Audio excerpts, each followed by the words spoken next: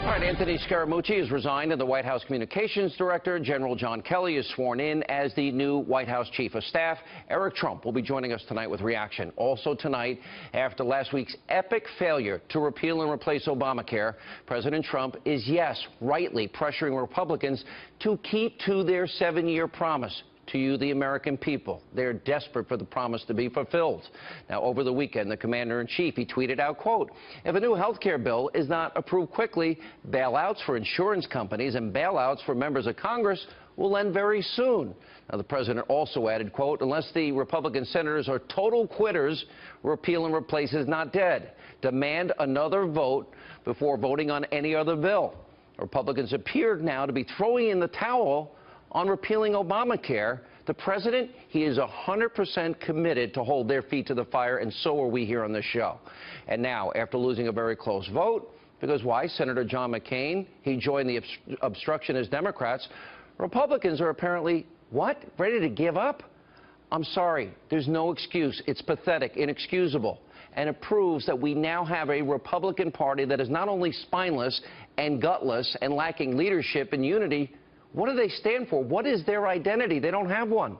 Republicans in Congress, you have a choice to make.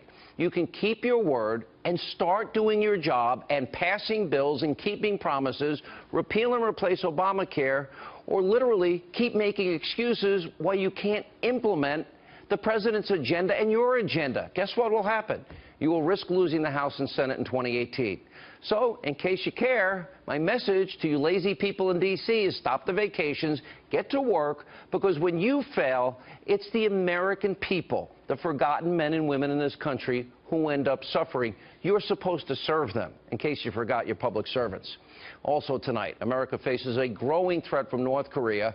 The Trump administration is now vowing to take action. On Friday, the rogue regime conducted yet another ICBM test, which Fox News has in fact learned is the longest missile test in the history of North Korea. And then over the weekend, the U.S. military, they conducted a successful THAAD anti-ballistic missile test that was over the Pacific Ocean to send a message back. And earlier today, during a cabinet meeting, President Trump says his administration will handle North Korea. And this comes after the president called on China to step up and do more to stop Pyongyang's aggressive behavior. The Japan prime minister is now saying that he and President Trump, they have agreed to take action against North Korea, which is desperately needed. And the president is now facing an increasingly difficult situation here. There's no good answer to this situation. And the reason why, and you will never hear this from the media, it goes back decades to the Clinton administration. Now, you won't learn this from the media, but back in 1994, then President Bill Clinton and his administration, they struck a deal with Kim Jong-un's father, Kim Jong-il, where, according to the New York Times, the U.S. at the time agreed to give North Korea over $4 billion taxpayer dollars in energy aid over the course of a decade. In exchange, North Korea was going to freeze and eventually end their nuclear weapons program. And as part of the deal, North Korea would allow inspectors into its nuclear sites. But this is the important part. Remember, think Iran, because it's like Iran Redux here. They would also be allowed to keep their nuclear fuel rods, which could be used to make weapons for an unspecified number of years. Bill Clinton, well, he put those fears aside, gave them the money, your money, and praised this really dumb agreement, which they never kept. Watch this. This is a good deal for the United States. North Korea will freeze and then dismantle its nuclear program. South Korea and our other allies will be better protected. The entire world will be safer as we slow the spread of nuclear weapons. It wasn't a good deal for the American people, and Clinton ended up eating his words because in 1998, North Korea test-fired a long-range missile. By 2006, North Korea had conducted its first nuclear test, and under the Obama administration, the North Korean threat grew rapidly. He did nothing about it either. It turned into the growing crisis that now the president is facing. No great solution.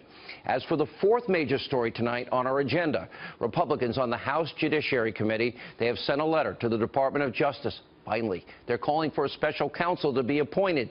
Finally, this time to investigate major scandals with real evidence surrounding Hillary Clinton, James Comey, former Attorney General Loretta Lynch. It's about time they did this, used their authority, subpoena power, to restore law in the country. Guess what? We need equal justice under the law. And we've been telling you this for months on the program. There is a massive double standard when it comes to investigating scandals, in this case, that involve Democrats. And the Republicans are in charge. Now, these are scandals that, of course, they destroy Trump, establishment media. They just routinely ignore despite mountains and mountains of evidence. There's Hillary Clinton, her mishandling of top secret, classified, special access program information on a private email server in a mom and pop shop bathroom. We also know that Clinton deleted, imagine if Donald Trump deleted 33,000 emails and acid washed her computers with bleach bit and then smashed mobile devices with a hammer the way she did. And then, of course, the lawyers did turn over BlackBerries to the FBI, but guess what? They didn't have SIM cards.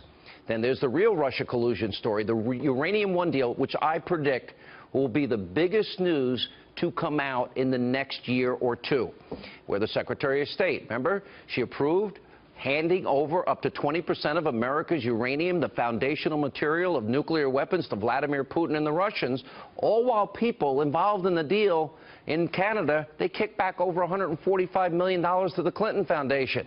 Bill Clinton doubled his speaking fees in Moscow. Then you got James Comey testifying under oath. He had a friend leaking comments to the New York Times, some of which were classified, we're told, government information. He's not allowed to do it. Well, that could be a crime also. Comey may have violated the law.